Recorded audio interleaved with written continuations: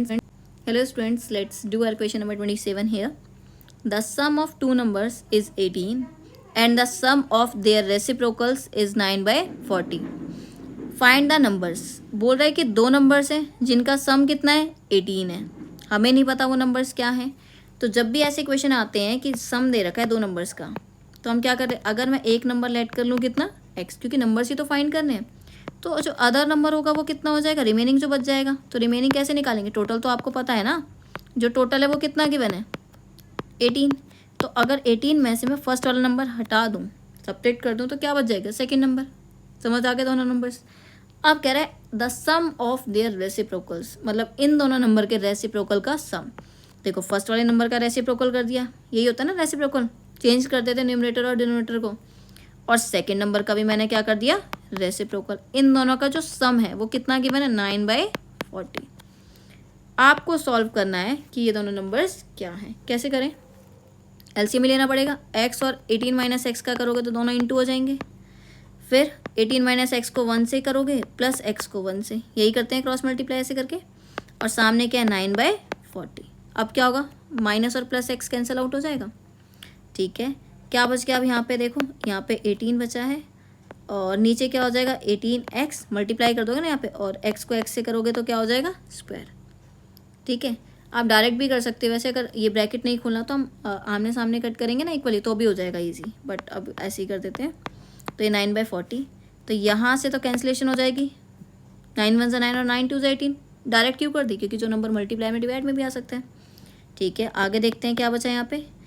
तो अब तो क्रॉस मल्टीप्लाई करना ही पड़ेगा. ये 2 है और ये 40 है. 2 इंटू 40 क्या हो जाएगा 80, और सामने 1 से इसको इंटू करेंगे तो ये तो सेम ही रहेगा 18x माइनस एक्स स्क्वायर. ठीक है, तो ये हमारी क्या आ गई है, क्वाड्रेटिक इक्वेशन. सॉल्व कर देते हैं. ये जो नेगेटिव नंबर है अगर मैं इसे यहाँ पे लेकर आऊँ लेफ्ट साइड में, तो ये पॉजिटिव बन जाएगा, और प्लस का 18x यहाँ आके क्या हो जाएगा माइनस, और 80 तो ऑलरेडी यहाँ पे. सबको क्वाड्रेटिक इक्वेशन सॉल्व करनी आती है. क्या करते हैं, लास्ट नंबर को फर्स्ट नंबर से इंटू करते हैं, तो क्या बचेगा भाई 80. 80 के ऐसे फैक्टर्स बनाने हैं, मल्टीप्लाई करूँ तो 80 है और प्लस माइनस करूँ तो ये मिडल टर्म स्प्लिट जो करते हैं, क्योंकि क्वाड्रेटिक है ना, तो क्या बन जाएंगे 10 8 है 80. ठीक है, लेकिन मुझे माइनस का 18 लाना है. माइनस कब आएगा, जब दोनों के पास माइनस होगा. अब देखो मल्टीप्लाई करने पर प्लस 80 भी बन रहा है और इनको ऐड करने पर माइनस 18 भी, यही तो चाहिए था. तो क्या हो जाएगा यहाँ पे x square minus 10x minus 8x और प्लस का क्या 80. इन दोनों से क्या कॉमन ले लूँ x, तो यहाँ पे क्या बचेगा x माइनस 10. यहाँ से क्या कॉमन आएगा 8, तो यहाँ पे x से बाहर माइनस का साइन होता है तो अंदर के साइन चेंज हो जाते हैं, और 8 की टेल में 80 कब आता है 10 पे. ठीक है, तो एक आ गया x माइनस 10 और एक क्या आ गया x माइनस 8. तो यहाँ से दो वैल्यूज़ निकलेंगी ना हमारी. क्या क्या निकलेंगी, एक जब x माइनस 10 आया तो इसके इक्वल्स टू में 0 रखोगे तो x की वैल्यू क्या आएगी भाई 10 आ जाएगी. और सेकंड हमारा क्या x माइनस 8 है, यहाँ पे इसके इक्वल्स टू में 0 रखोगे तो x की वैल्यू क्या आएगी 8. जब दो नंबर्स आए तो आंसर भी दो ही आएंगे.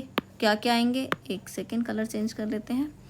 तो यहाँ पे x की वैल्यू अगर आप यहाँ पे पुट करो, देखो एक फर्स्ट नंबर था आपका, एक सेकेंड नंबर था. जब फर्स्ट नंबर आपका x था, दैट मीन्स अगर फर्स्ट नंबर 10 होगा तो दूसरा कितना होगा 8, क्योंकि दोनों का सम 18 था ना. और अगर फर्स्ट नंबर 8 होगा तो दूसरा कितना हो जाएगा 10. ठीक है, तो ये था आपका आंसर.